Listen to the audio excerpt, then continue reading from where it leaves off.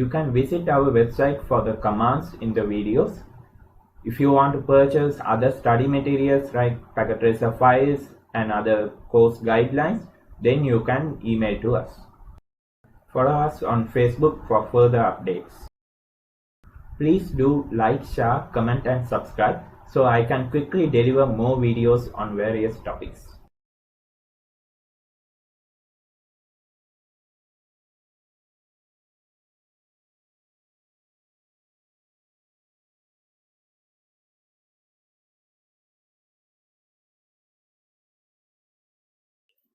And two PCs. Just think it is kind of a testing lab like that.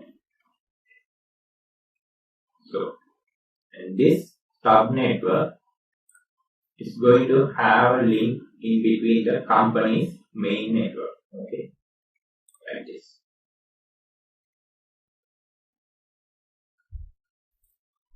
Imagine this one is the main network of your market. So it has one link in between your router R4 and R5. R5 is the stub network.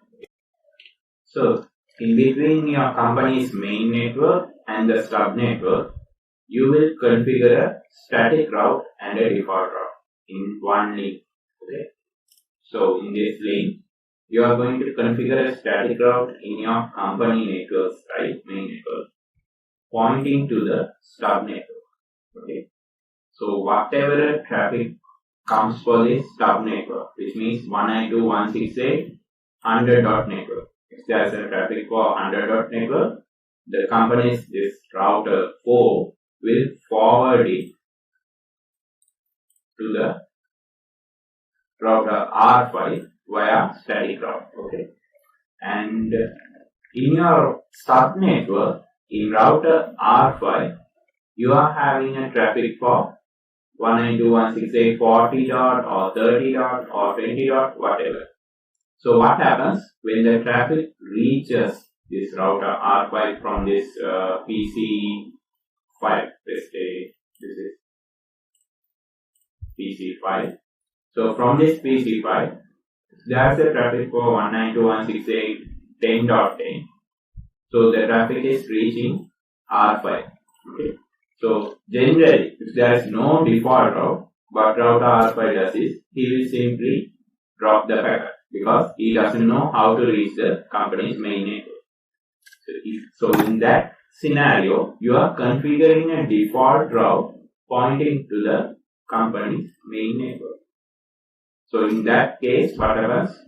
Whenever unknown traffic, which is for 10 dot network, is entering to the router R5, he will check his route table. So in router R5's route table, if there is no route for 10.10, now he won't drop the packet. He will forward it to the default route, which is going to point at. Okay, I haven't given an IP address here for this interface yet. So whenever unknown traffic comes, the default route on router R5, you must configure it as, for example, you can configure 198.100.1/30. Okay, and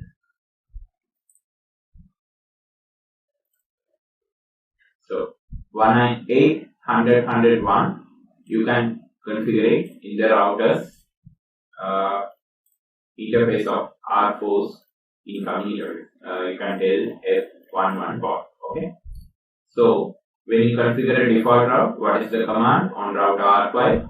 You can go for simply type IP space route space 0.0.0.0, which means any IP address space 0.0.0.0, which means again any subnet mask. You are pointing to 198.100.101, okay, which is the directly connected links other side of the interface. Okay. So, for example, this is any IP, and this one is any subnet mask. Okay. And this one, third one is next of IP address. Okay. This is how you will configure a default route. So in such scenario, we are using the default route. So where you will have only one link in between two portions of the network. Okay.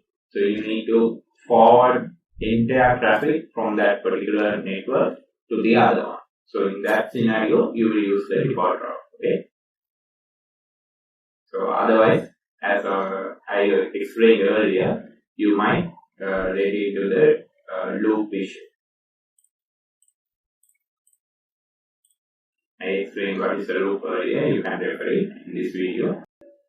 So now, to remove a default route, you can simply type no IP route. The same default route command. You can simply type the no in front of that. Okay. By doing this, you can remove your default route. So when you type show run, you will be having this command which you entered for the default route, and copy that command and go to config mode and type no, and you can remove it. Let's see how to do it in our packet tracer. So I am inside my router R1, as you know, with the privilege mode, and type show IP route to see the route table. There's a default route configured. Okay. To remove that, type show run first and check the default route command you have entered. So it is there. Okay. So copy that command by selecting it and copy it. And press tab to reach the privilege. Go to config mode, config T, and type no space the command you copied. Okay. So now your default route will be removed from your route table. So again, if you wanted to check the route table, simply you can type the command do space show IP route. Whenever we need to type a show command in the config mode, you can type do in front of it and type the command. Okay. So now you can see gateway of last resort is not safe. Why? We have removed the default route. Okay. So in our next process, we will see how the router reacts for particular network, how it will forward traffic, how it will refer the routing table. In CCNA, there are many questions regarding the routing table and route forwarding subjects. So you need to understand it, how the router is reacting for particular traffic. Okay. So in order to do so, you know this is the image of a route table, and it will be having directly connected route, static route, EIGRP, and default route, and a lot of routing as well in this route table. Okay. So simply how the router reacts to a particular distant traffic. You need to remember the jargon PALM for this. Okay, PAML. So easily you can get into the idea. So remember PALM, but it goes as PAML. Okay, PAML. Okay. So the P in this sense refers to prefix length. So in your route table here, these numbers, these digits, /24, /30, /30 again, here also /30, everything marked under green, which is mentioned as the prefix length. Okay. And the next one, admin distance. So everything I mark as red. I'm marking the admin distances in red color line. Okay, you can check it. So These are called admin distance. Okay. The next one, I will mark it as metric value. So you can see, I will mark it in blue color. Okay.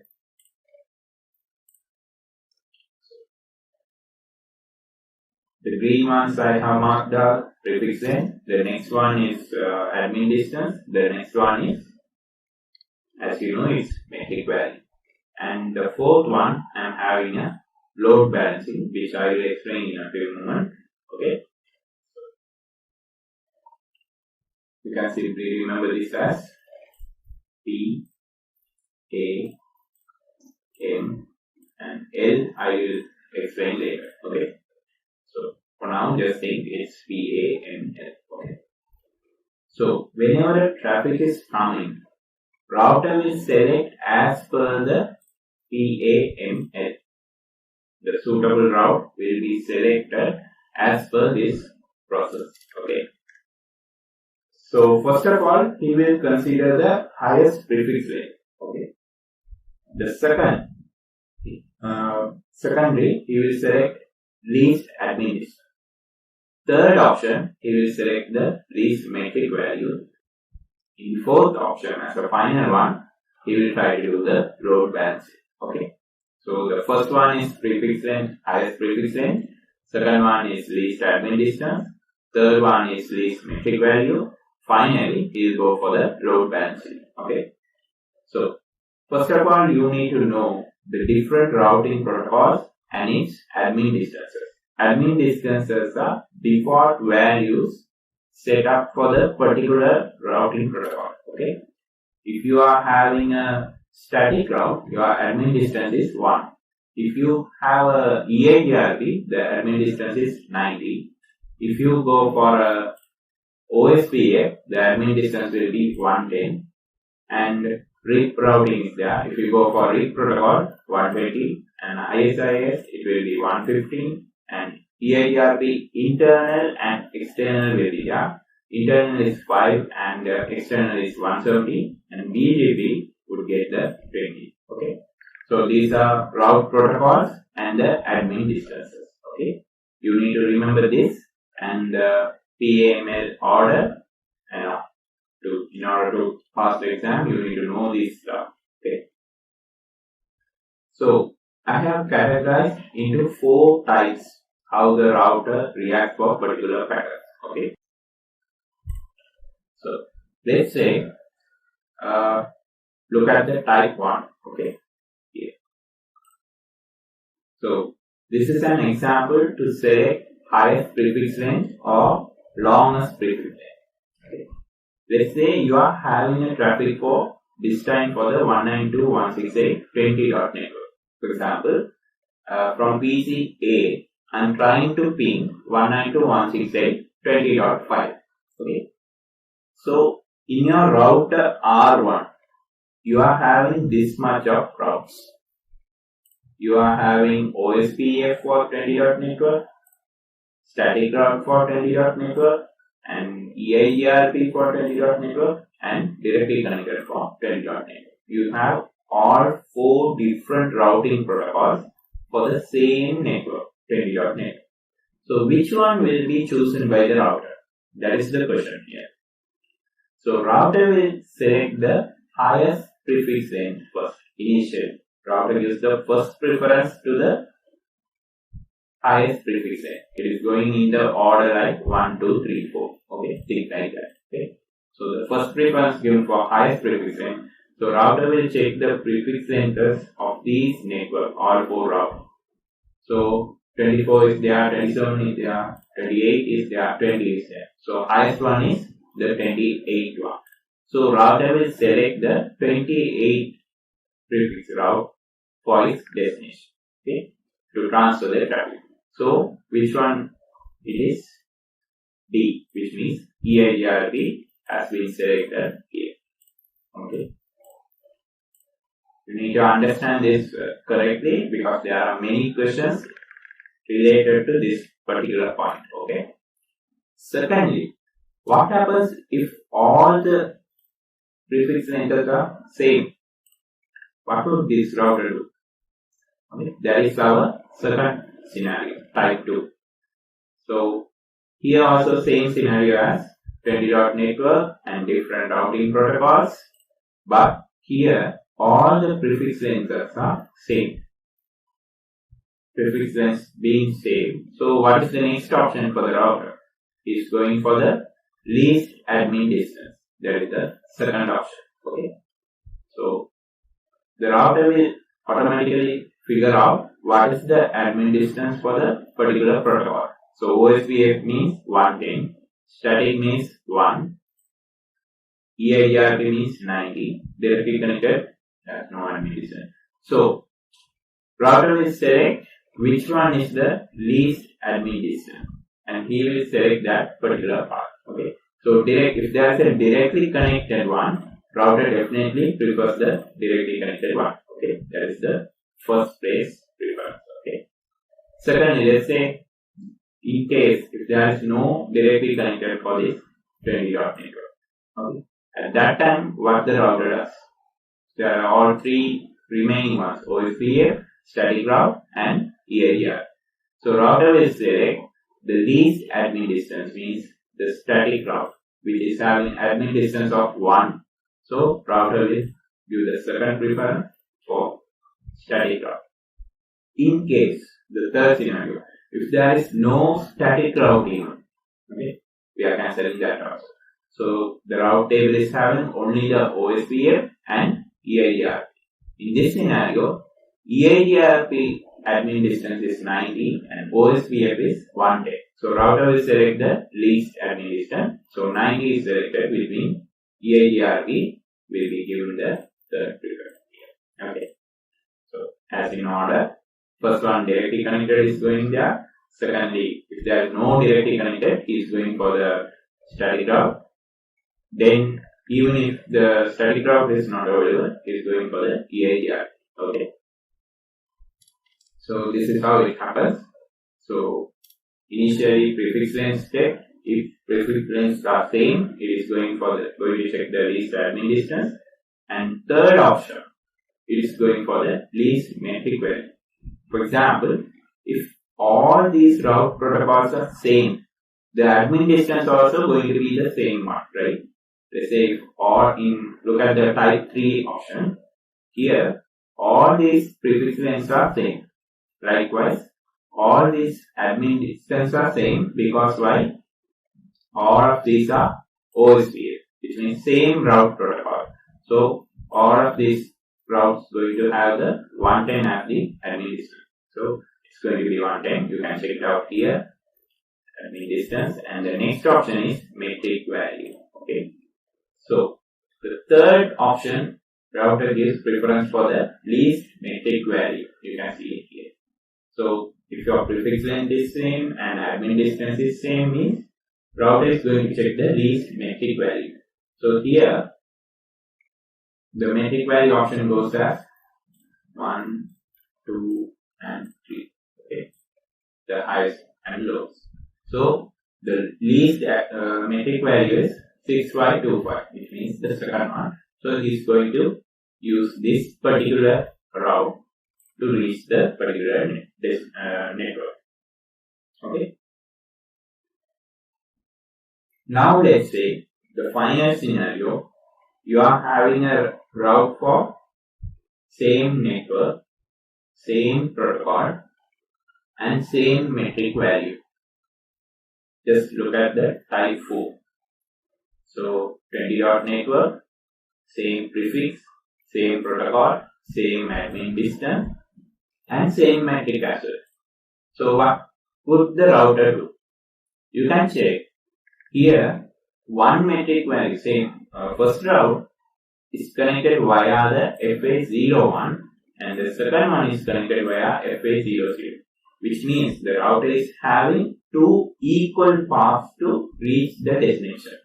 Okay, so in this scenario, finally the router will decide to equally load balance the traffic. Okay, that is what given by the last feature L, load balancing. Okay, so prefix length, admin distance, metric value, and load balance. So you need to remember your PAML to simply quickly figure out the answers in the exam. Okay. So prefix length considered first, then admin distance, then metric value, then load balancing. Remember, when it's coming for the prefix length, the highest value is preferred. Okay, highest prefix length. But when it's come for the admin distance or metric value, the lowest value is preferred. Okay. You can visit our website for the commands in the videos. If you want to purchase other study materials like packet tracer files and other course guidelines, then you can email to us.